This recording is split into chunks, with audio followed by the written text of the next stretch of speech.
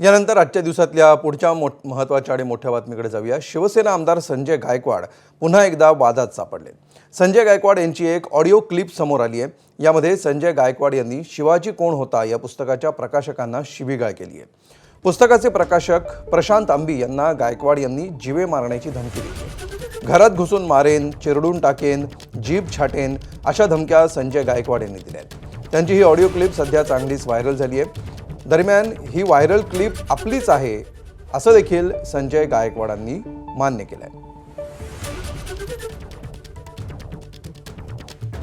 आमदार संजय गायकवाड बोलतोय बुलढाणा। हा बोला। तुमचं एक पुस्तकात आमच्या लग्नामध्ये काय म्हटलं, शिवाजी कोण होता म्हणून। हा, तर तुम्ही शिवाजी महाराजाला शिवाजी म्हणता का? ते गोविंद पानसरेंचं पुस्तक आहे आणि हा? ते एकेरी नाही आहे, गोविंद पानसरेंचं पुस्तक आहे ते। अरे गोविंद पानसरे शिवाजी महाराजाला शिवाजी म्हणणारा। तुम्ही माहिती घ्या, तुम्हाला कळेल कोण आहे। काय माहिती घ्यायची गरज नाही मला माहिती आहे शिवाजी महाराज कोण आहे। तुमच्यासारखे नालायक लोक आमच्या महाराजाला एकेरी भाषेत बोलता। तुम्ही पुस्तक वाचलंय का? पुस्तक काय पुस्तक वाचायची गरज नाही मला। शिवाजी कोण होता तुला लिहायची गरज काय? शिवाजी कोण होता हे तुला कोण सांगितलं लिहायचं? 1988 ला निघालेलं पुस्तक आहे ते। इतिहास 16व्या शतकातला आहे। ते नको सांगू तुम्हाला। मी तेच सांगतोय, तुम्ही वाचा, वाचल्यानंतर कळेल तुम्हाला।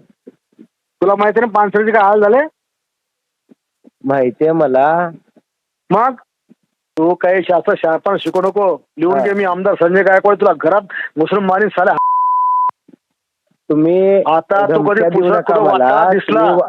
ए, मी धमक्या देत नाही, मी करून दाखवतो। बोलतोय व्यवस्थित, नीट बोल।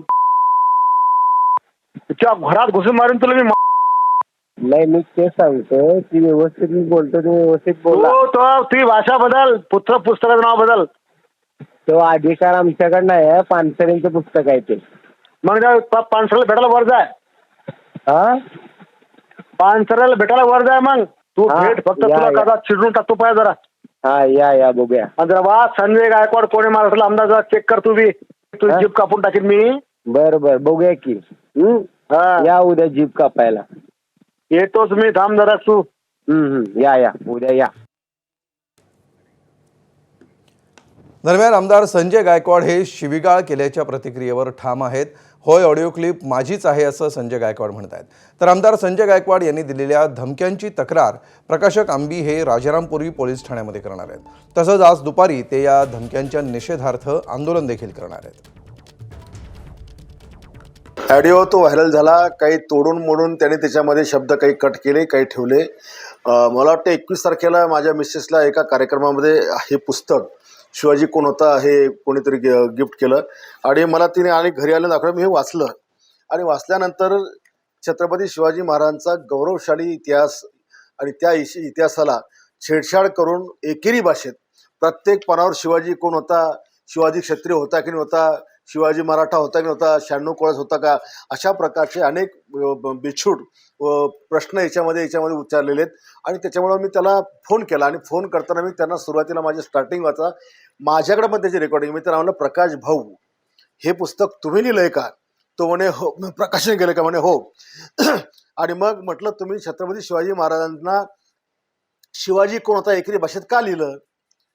ते म्हणे पुस्तक फार जुनं आहेत म्हणे, ते यांनी अमुक लिहिलं। म्हणलं कोणी प्रकाशन कोणी केलंय? आणि प्रकाशन करताना तुम्हाला छत्रपती शिवाजी महाराज असा उल्लेख का तुम्ही केला नाही? तर जी वारंवार छत्रपती शिवाजी महाराजांची महाराष्ट्रामध्ये विटंबना केली जाते, त्यांचा अपमान केला जातो, हे आपल्याला सहन होत नाही।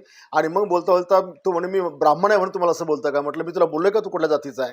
ब्राह्मण आहेस का तू? ब्राह्मण आहेस का? मी असं तुला विचारलं का म्हटलं? आणि मग तो म्हणे गोविंद पानसरे। म्हटलं मला काय घ्या ना गोविंद पानसरेचे, ते वर गेलेत, जा तिकडे तू।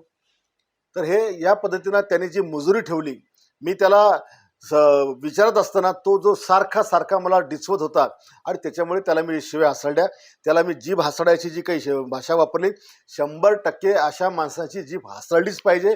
आणि अशा पुस्तकांमध्ये जिथे शिवरायांचा विकृत इतिहास किंवा एकेरी भाषा, आम्ही नाही या महाराष्ट्रात शिवरायांचा अपमान सहन करू शकत नाही, अशा प्रकारची पुस्तकं आम्ही वाचू शकत। आणि म्हणून ही पुस्तकं देखील अशा प्रकारची ज्याच्यामध्ये शिवरायांबद्दलचं विचित्र लिखाण आहे हे देखील नष्ट केलं पाहिजे।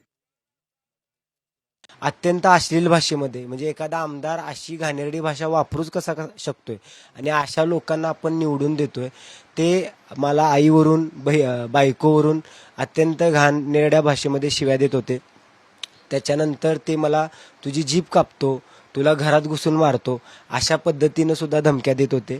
तरी सुद्धा मी त्यांना वारंवार हे सांगत होतो की तुम्ही पुस्तक वाचा, पण त्यांना तो पर्याय नकोसा होता, कारण की त्यांना वाचनाची सवय अजिबात नसणार आहे.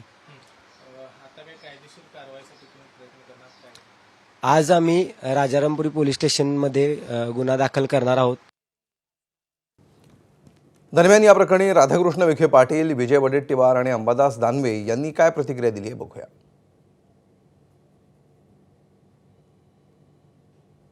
आमदार गायकवाडांना माझी विनंती, आपण आता ह्या अशा कॉन्ट्रोवर्सीमध्ये जाऊ नये. याच्यामध्ये पूर्वी काही सगळे त्या बाबतीत निकाल झालेले पूर्वीच.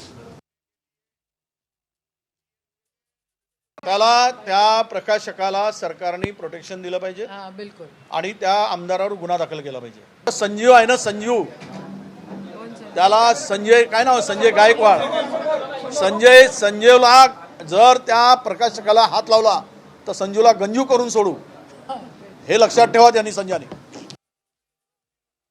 संजय गायकवाडांच्या विषयी फार बोलावं असं काही संजय गायकवाड नाही आहे. एखादा विचारवंत एखादा विचार व्यक्त करतो, ठीक आहे, तो आपल्या बाजूचा असू शकतो, नाही तर विरोधात असू शकतो. आपल्याला वाचायला दिलेलं आहे, वाचायचं तर वाचा, नाही वाचायचं तर नका वाचू. विचार स्वीकारायचे तर स्वीकारा, नाही स्वीकारायचे तर नका स्वीकारू. त्यामुळे मला असं वाटत नाही अशा कोणत्या प्रकाशकाविषयी किंवा लेखकाविषयी अशा पद्धतीनं बोललं पाहिजे.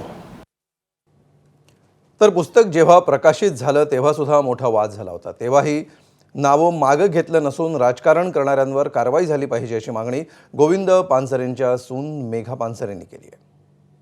मला असं वाटतं की जेव्हा जेव्हा अशा पद्धतीची भाषा केली जाते तेव्हा छत्रपती शिवाजी महाराजांच्या नावाचा वापर करून राजकारण कसं करता येईल हे बघितलं जातं.